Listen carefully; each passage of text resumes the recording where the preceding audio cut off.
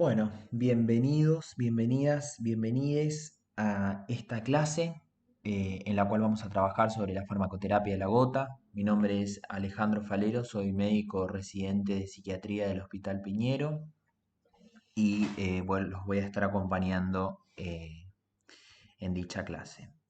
Bien, empecemos primero por los objetivos de esta clase, que van a ser recordar un poco la fisiopatología de la gota, nombrar los fármacos antigotosos, describir la farmacocinética y la farmacodinámica de estos fármacos, explicar y mencionar los efectos adversos y, por último, a modo de resumen, eh, especificar sus usos terapéuticos. ¿Sí? Bien.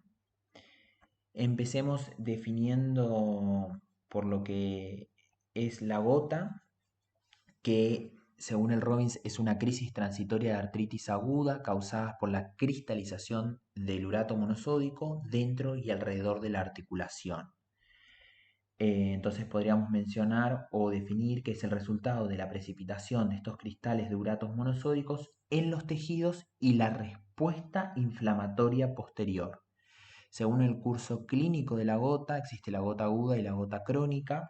La gota aguda generalmente se caracteriza por eh, una monoartritis dolorosa distal que puede causar destrucción articular, el depósito subcutáneo de estos uratos, al depósito subcutáneo de los uratos se denomina tofos gotosos, y también pueden generar cálculos renales y lesión renal, o sea, lo que se conoce como nefrolitiasis.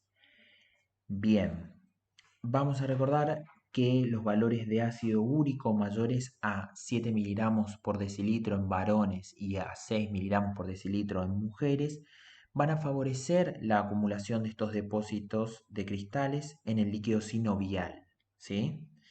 Esto va a producir una respuesta inflamatoria aguda con acumulación de leucocitos que va a promover la liberación de factores quimiotácticos. Estos cristales de uratos promueven la liberación de diversos mediadores inflamatorios en los leucocitos, como las interleuquinas 1, 8, la calicreína, icosanoides y otros factores.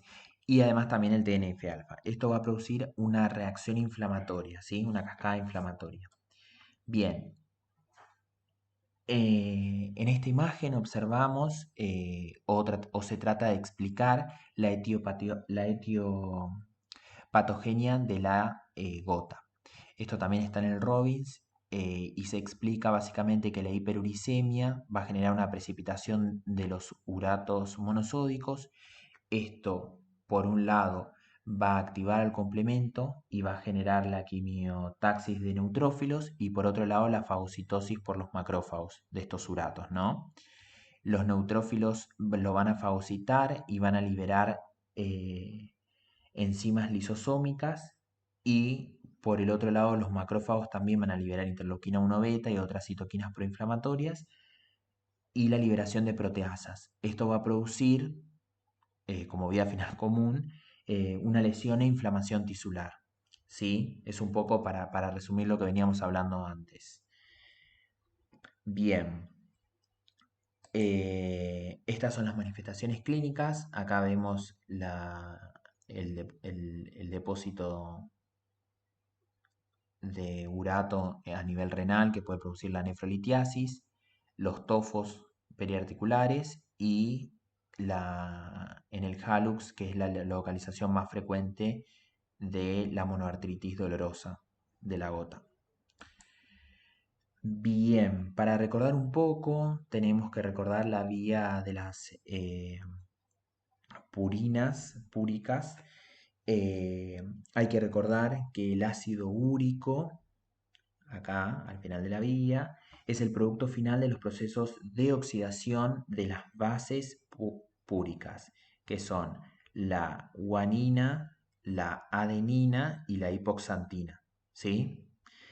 Y que la enzima encargada de esto va a ser la xantina oxidasa, ¿no? Que es la que convierte de hipoxantina a xantina y de xantina a ácido úrico, ¿sí? Que es la vía final de todo esto, ¿sí? La concentración de estas bases van a depender de varios factores, de la velocidad con que son liberadas por la degradación de sus respectivos nucleótidos y la velocidad con que son reutilizadas mediante estas dos enzimas. Esta es la HGPT, que es la hipoxantina guanina fosforibosiltransferasa, y la de este lado que sería la APRT, que es la adenina fosforibosiltransferasa. ¿Sí? De esos dos factores va a depender la concentración de ácido úrico. ¿Está? Acuérdense que la hiperuricemia se produce por un desbalance, que puede ser por un aumento de la síntesis o por una disminución en la eliminación renal. ¿Está? Eh, Perdón, antes de pasar a esa diapo, eh, recordemos que el ácido úrico es eliminado por vía renal. La concentración es el resultado de estos procesos de filtración que ocurren en el glomérulo, la reabsorción por transporte activo de ácidos en el túbulo y la secreción tubular activa. ¿Sí? Bien. Antes de pasar a los fármacos, pensemos que un paciente que se presenta con hiperuricemia y que fue constatado por laboratorio la hiperuricemia, uno debería pensar en dos situaciones clínicas posibles. O que la excreción está disminuida y tiene una función renal, o que o que el organismo está produciendo de más ácido úrico, ¿sí? Para los pacientes que están produciendo de más ácido úrico, eh, sería conveniente pensar que podríamos administrar un fármaco que inhiba esa síntesis de ácido úrico. Y para los pacientes que están excretando menos ácido úrico y que tienen una buena función renal, podríamos pensar en fármacos que aumenten la excreción renal de ácido úrico, que esos se denominan uricosúricos. Bien. Los objetivos del tratamiento van a ser disminuir los síntomas de un ataque agudo, disminuir el riesgo de ataques recurrentes y lograr niveles más bajos de urato en suero, ¿sí? Bien.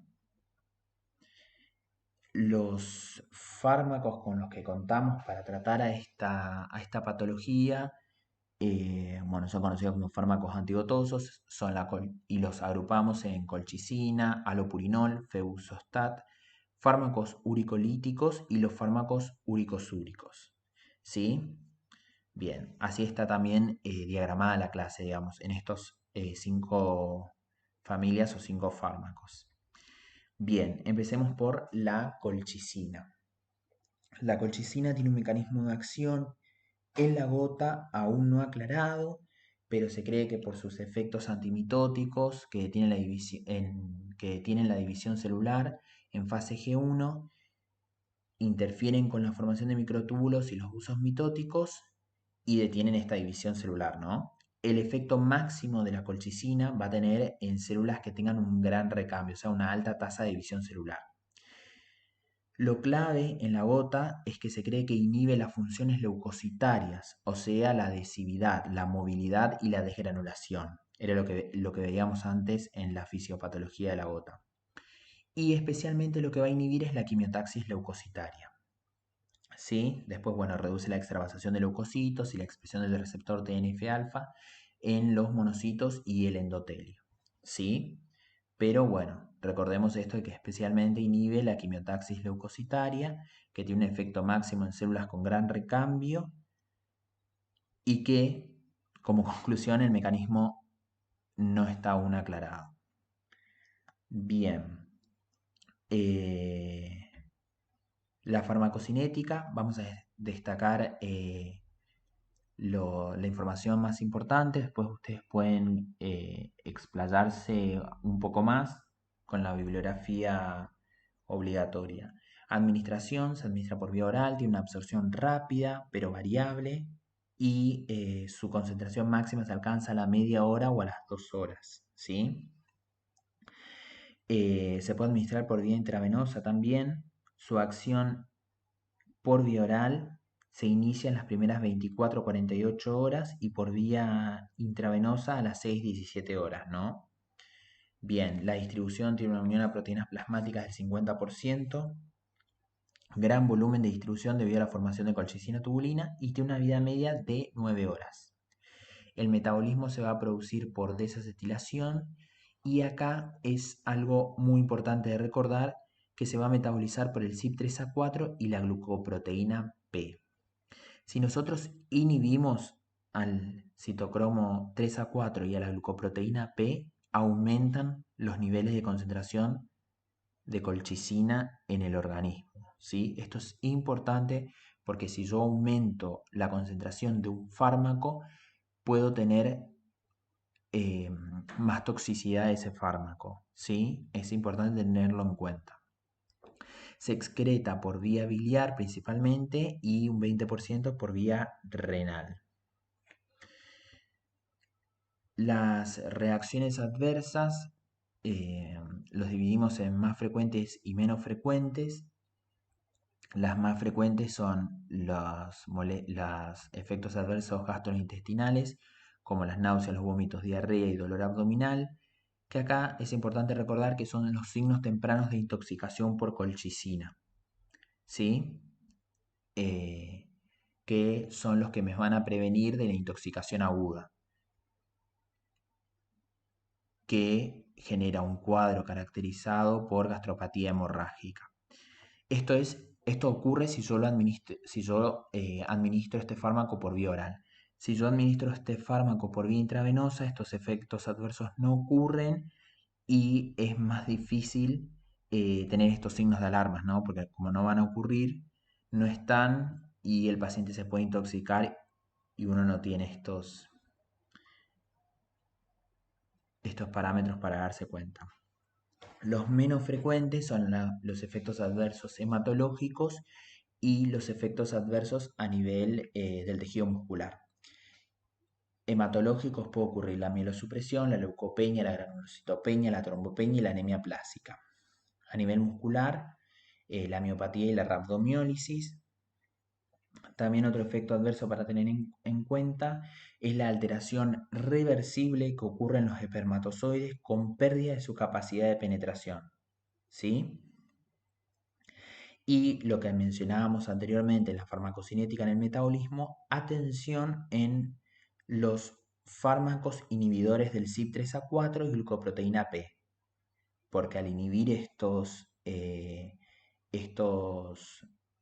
este metabolismo, que es el CYP3A4 y la glucoproteína P, aumento la concentración de colchicina, ¿sí? Y aumento la posibilidad de intoxicar al paciente con colchicina. Bien, hasta acá colchicina, ¿sí? Ahora pasemos al halopurinol, que es otra droga. Es un análogo estructural de la hipoxantina. Se comporta como un sustrato y al mismo tiempo como inhibidor competitivo de la xantina oxidasa. Recordemos que la xantina oxidasa es la enzima que convierte de hipoxantina a xantina y de la xantina a ácido úrico, ¿sí? Recuerden que a dosis bajas realiza inhibición competitiva, a dosis alta inhibición no competitiva, ¿sí? Bien. Repasemos la farmacocinética. Se administra por vía oral, tiene una Cmax a los 60-90 minutos, tiene una distribución alta, no atraviesa sistema nervioso central, no tiene unión a proteínas plasmáticas, tiene una vida media de 1 a 2 horas, y en enfermedad renal la vida media aumenta de 18 a 30 horas. Y esto también hay que tenerlo en cuenta porque podría aumentar la toxicidad, ¿sí? Del fármaco. Esta vida media es para el halopurinol de 1 a 2 horas. El oxipurinol, que es el metabolito, tiene una vida media de 21 horas, ¿sí? El metabolismo principalmente es por la aldehído óxido reductasa y se excreta por heces y por la orina. Bien, las reacciones adversas del halopurinol Las más frecuentes son las reacciones de hipersensibilidad, que suelen ser de leve a moderadas la mayoría de las veces, pero se han descrito cuadros tóxicos graves, que cursan con erupción eritematosa, descamativa, fiebre, eosinofilia, disfunción hepática y renal, y este cuadro genera alta morbimortalidad, ¿sí? Y ocurre sobre todo en pacientes con insuficiencia renal. Recién lo mencionamos, las particularidades de la farmacocinética de este fármaco. Bien, los menos frecuentes son las molestias gastrointestinales, las alteraciones en la función hepática, somnolencia y cefalea y sabor metálico. Es un fármaco que por lo general se tolera bien, salvo que tenga esta particularidad él o la paciente de que sea insuficiente renal, ¿sí? El allopurinol tiene interacciones con probenecid, que es un fármaco que lo vamos a ver más adelante. El allopurinol aumenta la vida media del probenecid y mejora su eficacia uricosúrica. Pero hay que recordar que el probenecid incrementa la eliminación del allopurinol, ¿sí? Eh, por otro lado, inhibe la oxidación de la 6-mercaptopurina y acetioprina y por lo tanto aumenta su concentración y actividad. Otra vez, si estoy inhibiendo la oxidación de un fármaco que es su metabolismo, voy a aumentar la concentración y puedo aumentar la toxicidad, ¿sí? Eso es algo que hay que tener siempre en cuenta y en claro. Bien, eh, lo que ocurre cuando administro ciclofosfamida y allopurinol es aumentar el riesgo de supresión de la médula ósea, ¿sí? Efecto adverso importante. Eh, y hay que acordarse que también puede inhibir enzimas metabolizadoras de los derivados de cumarínicos, como la warfarina, que es un anticoagulante oral, ¿sí? Eh,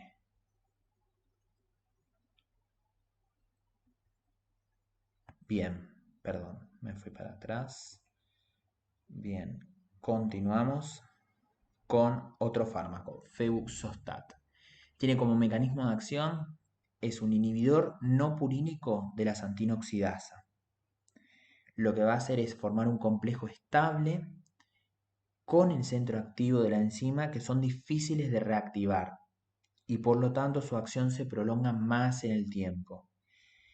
Lo que por ende o como consecuencia lo que hace es inhibir la función catalítica de la santino oxidasa, ¿sí? Si yo inhibo la santina oxidasa no se produce ácido úrico, recuerden. La farmacocinética se administra por vía oral, tiene una vida media de 5-8 horas, pero como la unión es tan estable con la santina oxidasa, se administra una vez por día. Metabolismo es glucuronidación y oxidación. La eliminación es por vía renal. La eliminación es por vía renal y hepática. Bien, las reacciones adversas. Tenemos anomalía en la función hepática. Hay que monitorear esa, esa, esa función hepática. También genera náuseas, dolor en las articulaciones y erupción cutánea. Hay que se suele administrar AINES o colchicina para disminuir esta reacción adversa. Que estos accidentes dolorosos de gota en las primeras semanas son los efectos adversos más frecuentes de este fármaco, ¿sí? En cuanto a interacciones farmacológicas, va a interaccionar con la teofilina, la 6-mercaptopurina y la azatioprina, y está contraindicado el uso en conjunto con estos fármacos porque aumenta la concentración de la teofilina, 6-mercaptopurina y azatioprina y aumenta la toxicidad, ¿sí? Lo que venimos viendo hace, hace varias diapos atrás. Bien. Ahora entramos en otro grupo de fármacos que son los fármacos uricolíticos. Estos fármacos actualmente no se encuentran en la Argentina, pero bueno, están descritos en la bibliografía, así que está bueno releerlos para tener alguna idea. Dentro de esta familia de los fármacos uricolíticos está la rasburicasa y la pegloticasa, perdón. Eh, Tiene como mecanismo de acción acelerar la conversión de ácido úrico en alantoína, ¿sí? 10 veces, que la alantoína es 10 veces más hidrosoluble que su precursor y es eliminado por la orina, ¿sí? Lo que hace la rasburicasa es imitar a la uricasa, que si se acuerdan era la enzima que hacía esta conversión de ácido úrico a alantoína. Tiene una acción inmediata, por lo tanto descienden los niveles de ácido úrico en 4 horas. Además mejora la función renal y esto permite la eliminación de fosfatos también. Tiene una vida media bastante prolongada de 19 horas y tiene como reacciones adversas alérgicas, anafilácticas, fiebres, náuseas y anemia hemolítica en pacientes con déficit de la glucosa 6-fosfato deshidrogenasa. Algo que me faltó aclarar al principio es que tienen vía de administración parenteral, tanto esta como la pegloticasa que la vemos ahora más adelante. Eh, y los efectos adversos como las reacciones alérgicas y anafilácticas se pueden producir cuando se infunden estos fármacos, ¿sí? Vamos a detenernos en la anemia hemolítica en pacientes con déficit de glucosa 6-fosfato deshidrogenasa. Lo que ocurre es que la oxidación enzimática del ácido úrico requiere la formación de agua oxigenada, que es neutralizada por los antioxidantes endógenos, pero en pacientes que tengan este déficit o que tengan anemia congénita, el exceso de agua oxigenada produce la hemólisis eh, de los glóbulos rojos. Entonces cursa con anemia hemolítica. Así que hay que tener cuidado con esos pacientes, por favor. Bien, acá está el otro fármaco de este grupo, que es la pegloticasa.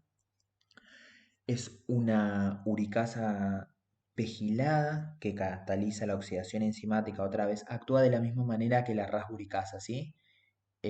Remedan a la uricasa, que era la que catalizaba la reacción de ácido úrico a lantoína. La lantoína es mucho más hidrosoluble y se elimina por la orina, ¿sí?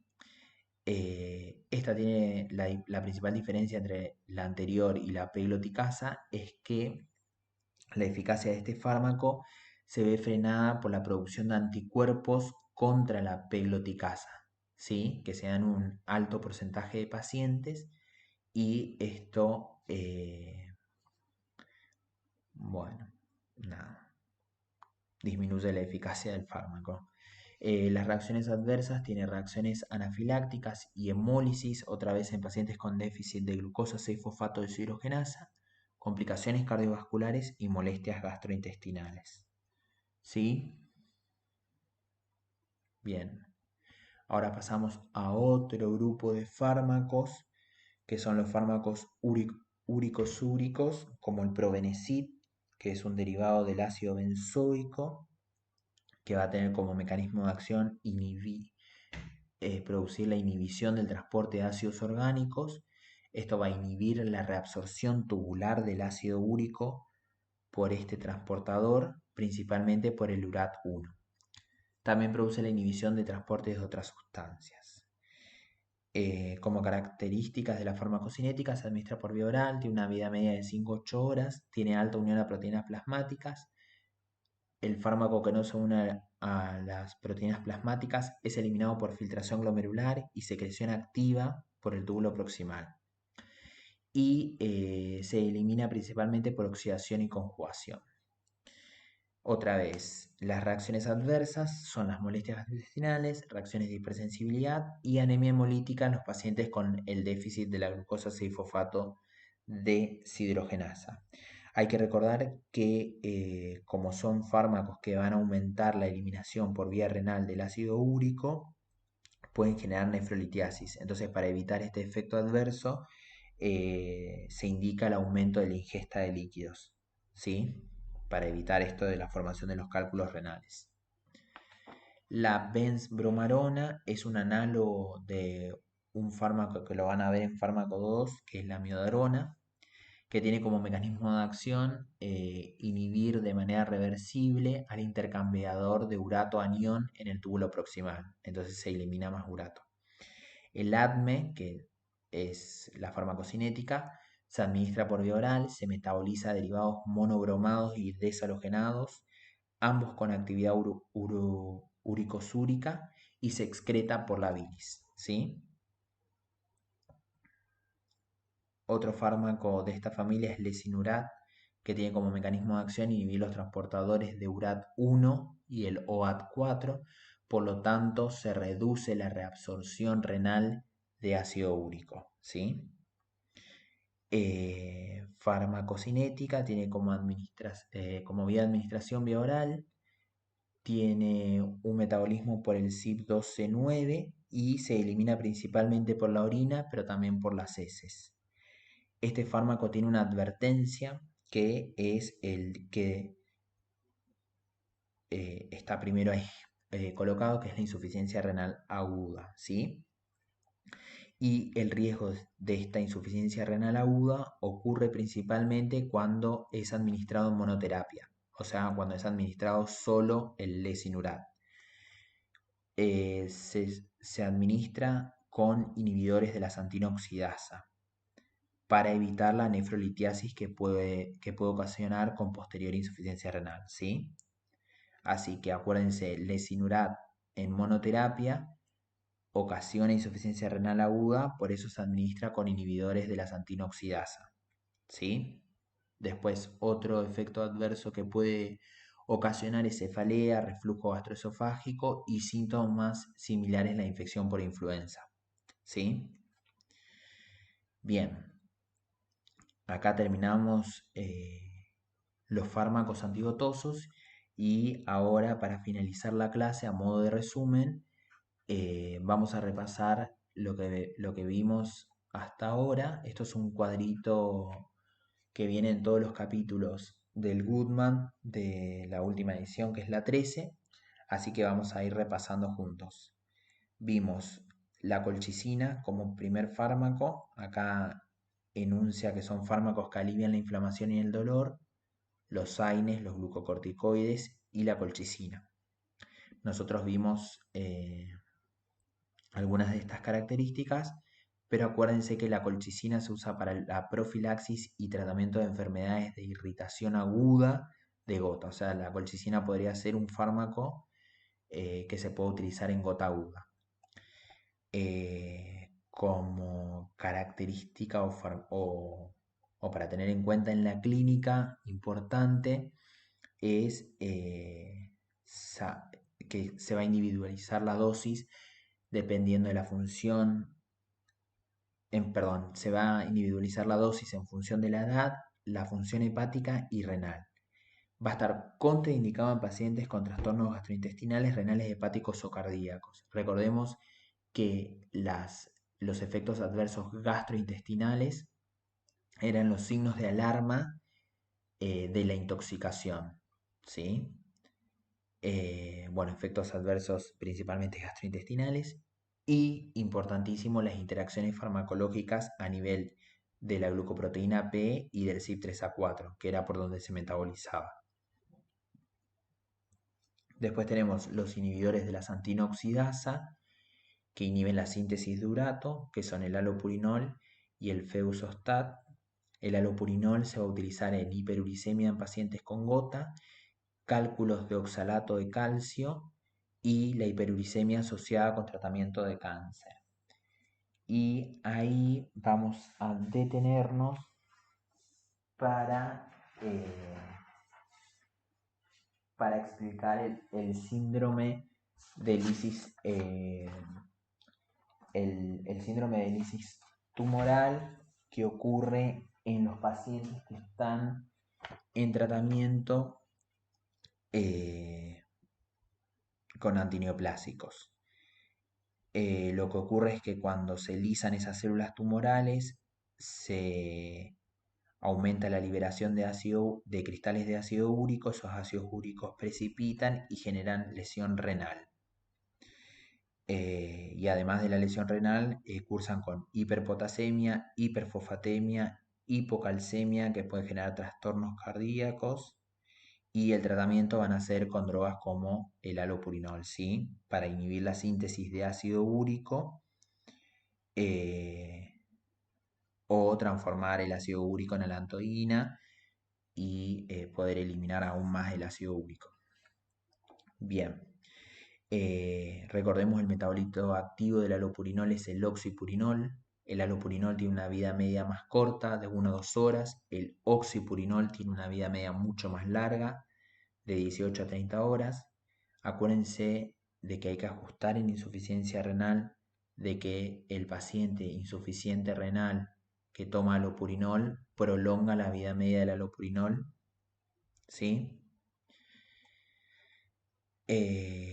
Y recuerden que el halopurinol, si nosotros le damos a un paciente que está teniendo una gota aguda, va a producir esto, una movilización del urato del tejido y va a empeorar la sintomatología de la gota aguda, ¿sí? Eh, el Feusostat está indicado también en hiperuricemia. eh, y hay que acordarse de la anomalía de la función hepática y que se monitorea la función hepática, ¿sí? En estos pacientes. Después tenemos las uricasas, que lo que van a hacer es oxida el ácido úrico a alantoína, que la alantoína es el metabolito más soluble e inactivo y se elimina más por vía oral. La pegloticasa va a estar indicado en gotas crónicas refractarias a las terapias convencionales, ¿sí? Genera una disminución del urato en sangre, o sea, una disminución del urato en sangre a pocas horas después de la administración inicial, ¿sí? Recordemos esto, que se generaban anticuerpos contra el fármaco y esto limitaba la eficacia, ¿sí? Y recuerden que puede causar reacciones de hipersensibilidad. Después tenemos la rasburicasa, que está indicado para hiperuricemia asociadas con malignidad, sobre todo en pacientes pediátricos y adultos. También lo mismo, no es adecuado para la gota crónica porque se forman anticuerpos que limitan la actividad contra el fármaco. Y por último, los medicamentos úricos, que lo que hacen es inhibir la reabsorción del ácido úrico por transportadores de aniones orgánicos, lo que aumenta la excreción de ácido úrico. Y acá tenemos al Probenecid y al Lesinurad. El Probenecid está indicado en hiperuricemia asociada con gota, pero no para ataques agudos, ¿sí? Prolongación y elevación de niveles de beta-lactámicos, que son antibióticos que lo van a ver en fármaco 2, y como datos característicos, bueno, ineficaz en pacientes con insuficiencia renal, y lo que puede pasar es lo mismo que con el halopurinol, riesgo de ataques de gota durante los primeros meses de la terapia, porque se movilizan los uratos del tejido, ¿sí? El lesinurad se usa en pacientes con gota que no han logrado los objetivos de los niveles de ácido úrico séricos con inhibidores de la santinoxidasa solo. ¿Sí? Siempre va acompañado de un inhibidor de la santinoxidasa. Recuerden la advertencia de la insuficiencia renal. ¿Sí? Y recuerden que se metabolizaba por el CYP12C9. Y acá dice, por lo que se recomienda precaución en pacientes que son metabolizadores lentos del CYP12C9. ¿Sí? Y acá recalca otra vez que debe usarse junto con el inhibidor de santinoxidasa debido al riesgo de insuficiencia renal. Bien, para terminar, ya terminamos en realidad, les dejo esta frase de Eduardo Galeano que dice que el mundo al revés nos enseña a padecer la realidad en lugar de cambiarla, a olvidar el pasado en lugar de escucharlo y a aceptar el futuro en lugar de imaginarlo. En la escuela son obligatorias las clases de impotencia, amnesia y resignación. Nada, en estos momentos de pandemia debe ser difícil estar atravesando para todos, para los que estamos del lado estamos del lado trabajando en salud y para ustedes que están estudiando para ser médicos el día de mañana. Así que nada, les mando un abrazo muy fuerte. Esta es la bibliografía que utilicé para la clase y este es mi mail por si tienen alguna duda. Muchas gracias y nos estamos viendo, espero que pronto.